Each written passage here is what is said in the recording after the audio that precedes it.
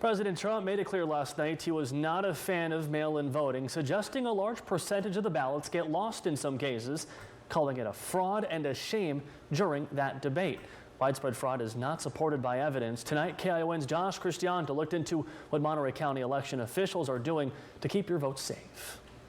Election officials in Monterey County tell me that voting by mail has been around for decades across the state, but the only difference this time around is that every registered voter in the state will receive a ballot by mail because of COVID-19. With the use of statewide mail-in absentee ballot voting taking center stage this upcoming election on November 3rd, election staff in Monterey County are prepping for what's already one of the most anticipated outcomes in a presidential contest. In California, voting by mail isn't a new concept. In Monterey County, a whopping 80% of registered voters use this method. So this is something we are completely prepared to handle additional vote-by-mail ballots that are sent to us by our poll place voters. When mail-in ballots reach the department for processing, there's an audit system that reviews every single ballot coming in to make sure, 1, there's actually a ballot inside, 2, it belongs to the right voter, and 3, the signature on the envelope is verified and make sure it compares to the signature in the voter file.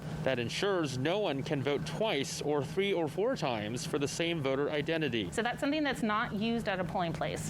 Vote-by-mail ballots, we verify each signature on the envelope to make sure that it matches a voter record. That's an incredible safeguard.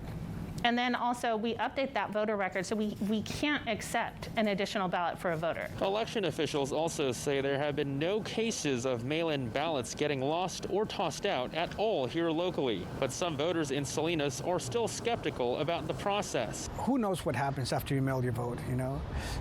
We have no way, there's no transparency. They can tell us they count the ballots, but we don't know that. Monterey County Elections, however, assures voters they try and do everything they can to be as open as they can be. They allow voters to come into headquarters and watch ballots being counted every election night.